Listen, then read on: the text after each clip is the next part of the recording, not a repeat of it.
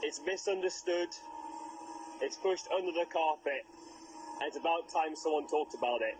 What is teenage mental illness and how do we prevent it?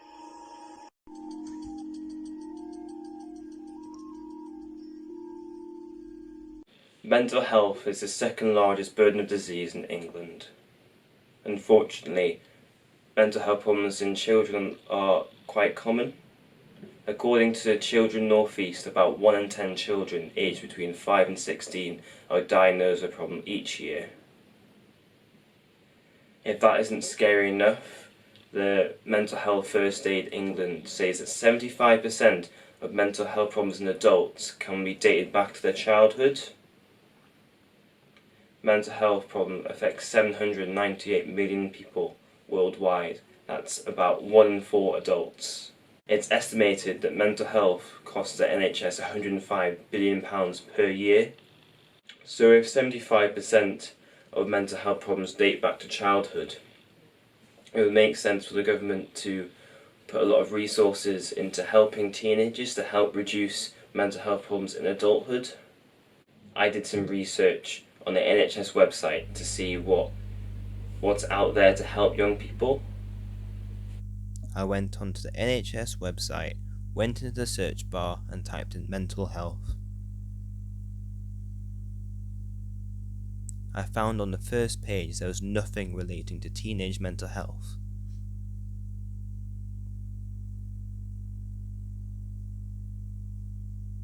On the second page, I found at the very bottom there was a link to teenage mental health services. I typed in Newcastle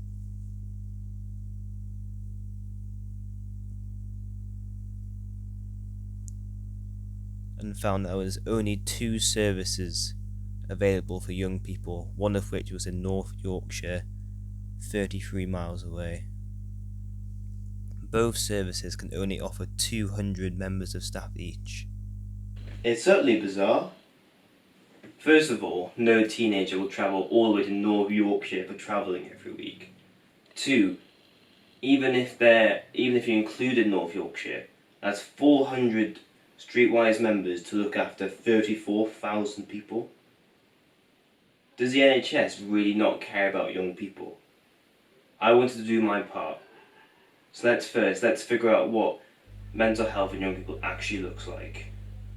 Like all species, humans have evolved to help survive against predators. One of these responses is fight, where they confront their attacker and defend themselves. Flight, when they run away from their predator.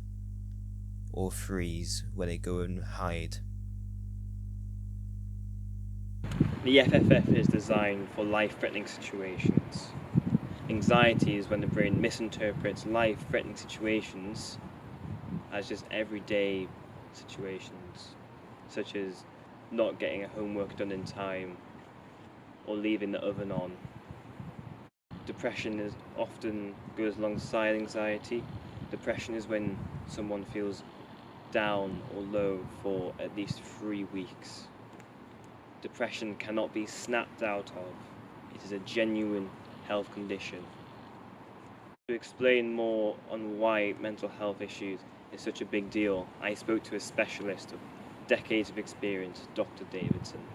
Mental health can cause physical problems over time. It can cause changes in the way your brain works. Some young people will need psychological therapy or even medical treatment for mental health problems. If you are struggling with your mental health, you're probably not going out as much. You may have problems with your exercise tolerance because you're not doing as much exercise, which can have knock-on effects on all sorts of parts of your body. And then at the very extreme ends, we see young people coming through accident and emergency who have harmed themselves, who physically harmed themselves, either through cutting or other methods of deliberate self-harm, or through taking overdoses or other medications. So we see a lot of physical consequences. Due to mental health being a massive issue, not just because it has massive effects on people, but also how common it is, it's very important that the government has a good system in place to help protect people against mental health issues. I spoke to Alex, who's struggled with mental health problems in the past. Story basically is in about March and April last year, so around the time of the first lockdown, I opened up about how I was feeling to my parents. They organised for me to see my GP, and from then my GP agreed, okay, you have depression, and then referred me to CAMHS. Probably about, maybe a few days, between a few days and 2 weeks later, I don't remember the exact time frame, but I saw a CAMHS therapist who only asked me questions about how I felt for probably about half an hour. Call ended, a few days later received a letter in the post saying you've been discharged from CAMHS, and sent some pieces of paper with like tables for recording my emotions at any particular time, which I did for 1 day and gave up because I saw this just doesn't help. Yeah. So at that point I felt completely and utterly betrayed, because when you felt like that for a year and a half, if not longer, and really been thinking about committing suicide at that time frame, it is ruining to just be completely rejected by a petition. So where was school and all this? Where did they come into the picture? School did absolutely nothing, whether it be also them referring me to CAMHS or offering any, voice calls with the school nurse or another member of staff. Absolutely nothing. Nobody anywhere in the bureaucracy and the administration, whether it be on the school level, going up right to the top of government, nobody actually cares. They don't care if young people go around killing themselves, to be perfectly blunt about it. What could they have done more?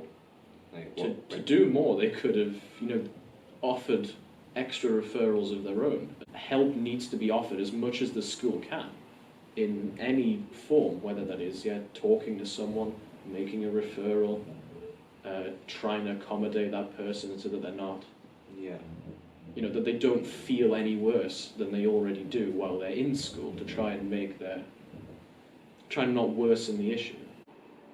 Do you think it's pretty important that teachers are trained in school, are legally needed to do something about it? Absolutely, because teachers are the people who are responsible for your care.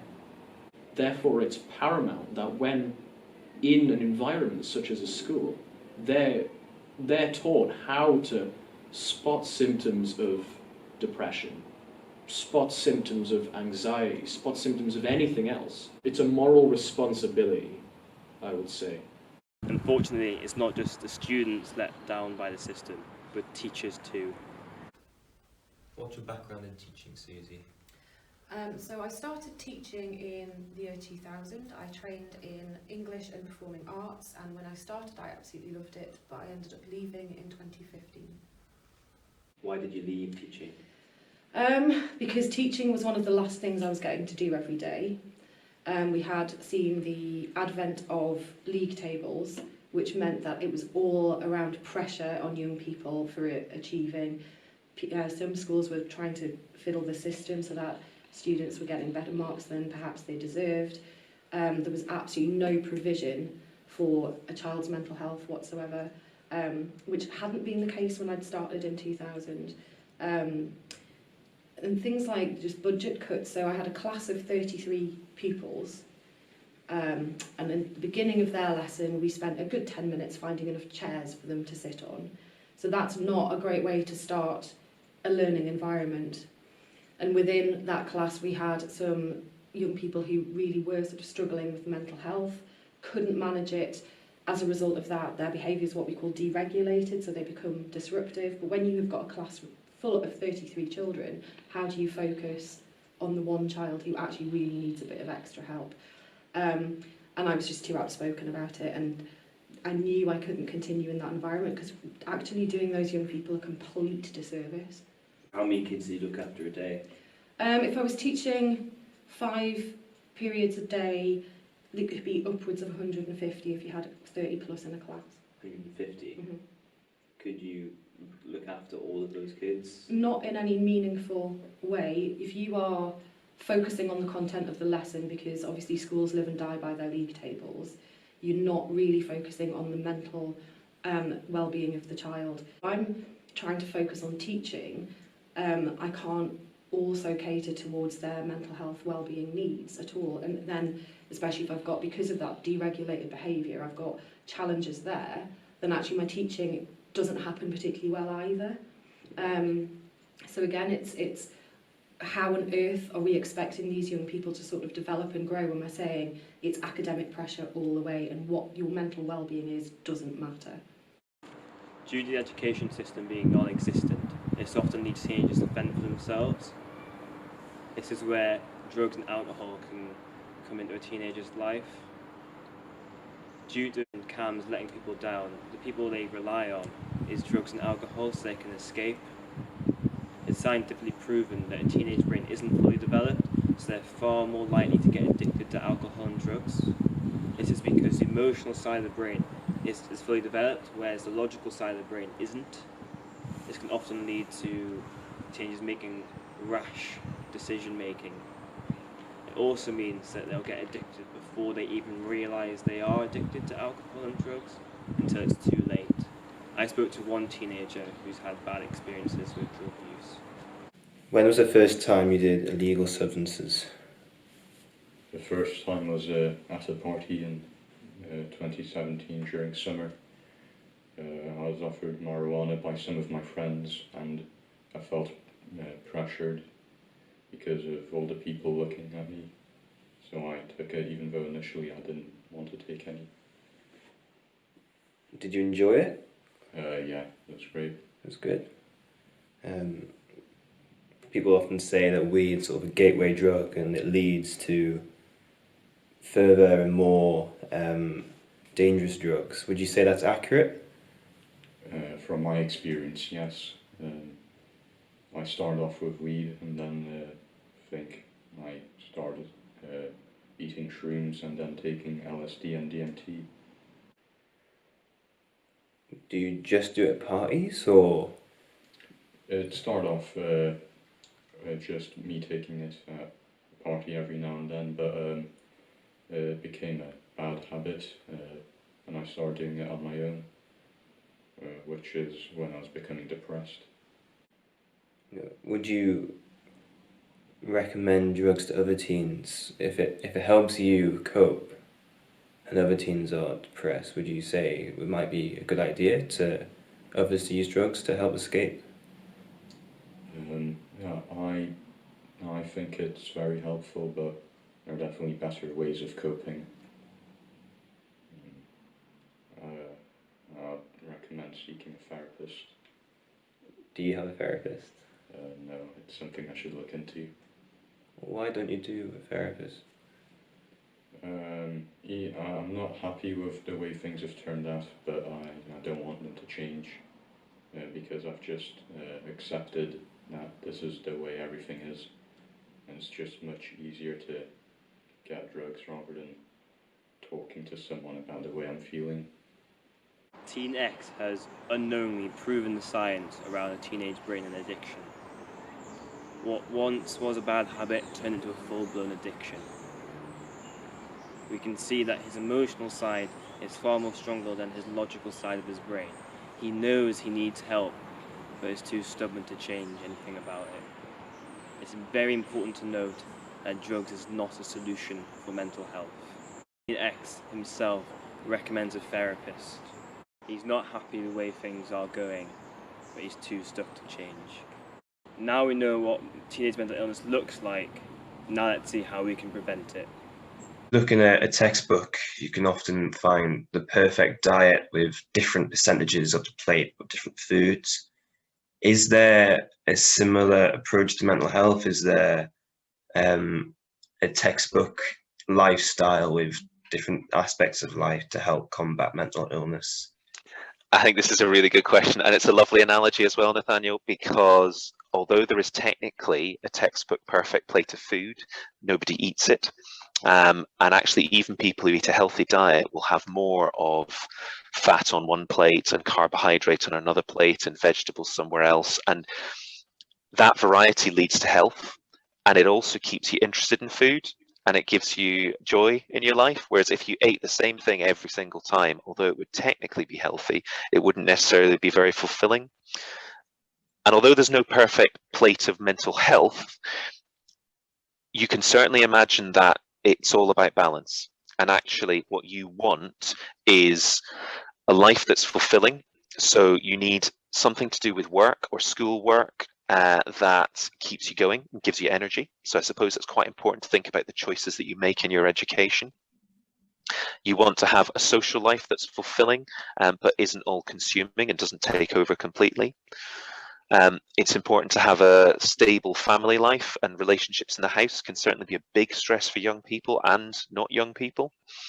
And something to do that occupies your mind, that makes you have fun, that gives you energy, so hobbies and activities. I think the critical thing here is balance. As previously mentioned, a teenage brain isn't fully developed, so the emotional side has a lot more control of their body over the logical side of the brain.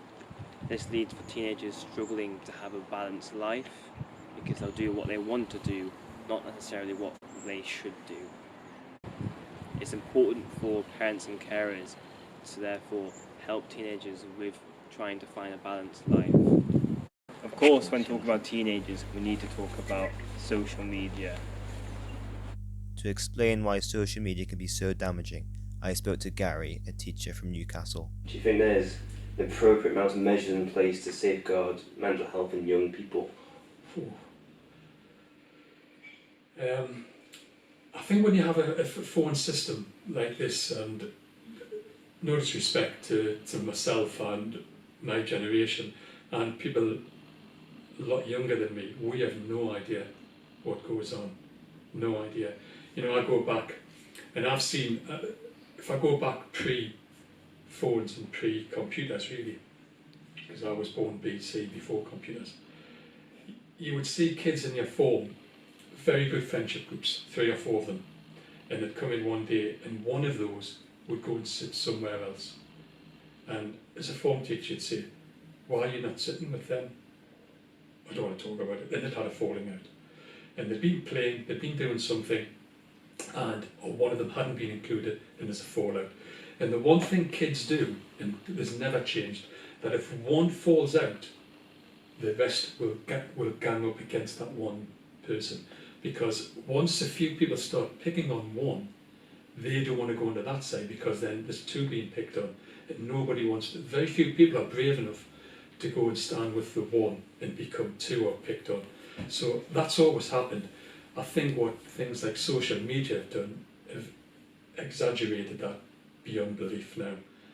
You know, when you see things, I mean, we've had students in school who have attempted suicide, you know, because of what's happened and things have been said on social media, because friends or so-called friends find out about things and basically post stuff online. And it's so dangerous. It is dangerous.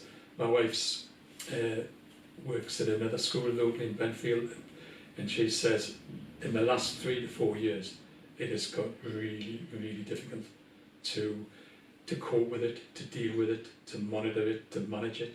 All those things are really tough because it's endemic. It's just it's just everywhere. So if you close down little sites, which they can do, other sites just pop up. You know, so it's very difficult. But I do think that there are a lot of very, very delicate students who are prone to, you know, self-harm, to eating disorders, to depression, to all sorts, if they feel as if everybody's against them. And I think we have to do something about that. We really do. If you ask anyone how much time they spend on social media, their most likely response is, I don't want to know. Social media is ingrained into our daily lives so much that people can't go a full day without checking their phones. A study by the Common Sense Census found that people aged 15 to 18 spend on average 9 hours a day on entertainment such as social media, TV, online videos. Relating back to Dr. Davidson, spending 8 hours a day on your phone isn't a balanced life. Teenagers need to be educated on why social media is damaging for their health rather than told by their parents, because I told you so. If you look up on Google the top 10 happiest countries in the world, you'll find that nearly all 10 of them are Scandinavian countries.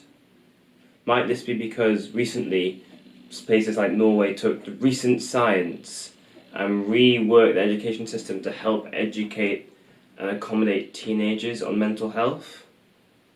As previously mentioned, 75% of adult mental illness can be dated back to their childhood.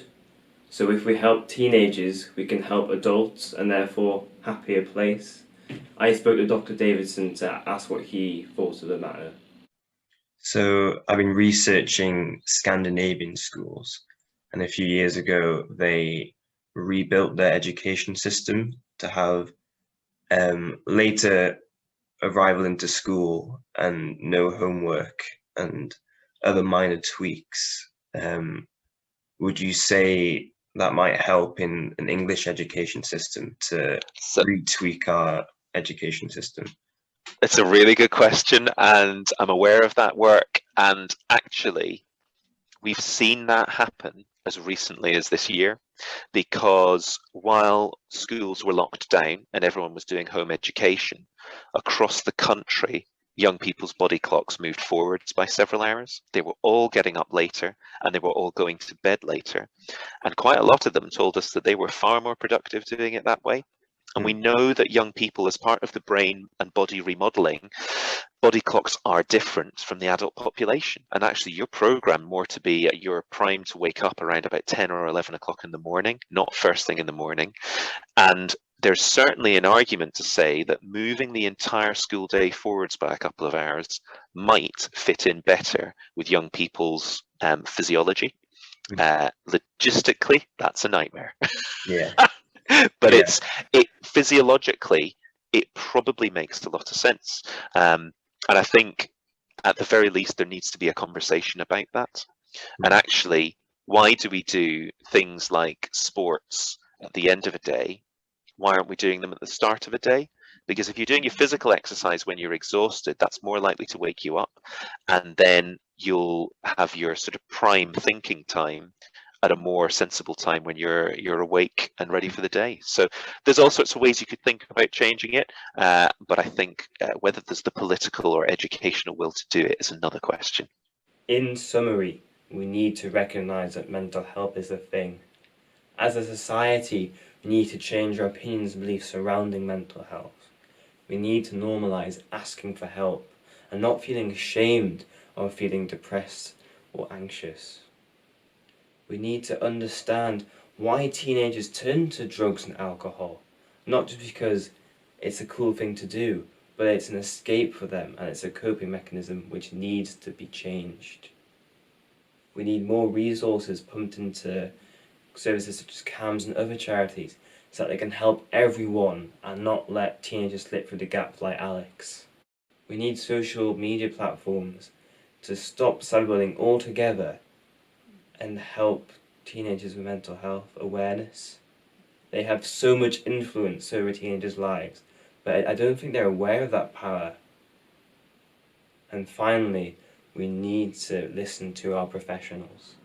How hard is it to put PE at the start of the day? There's so much science there over such a small change which will make all the difference. Everyone has a role to play. Are you doing your part?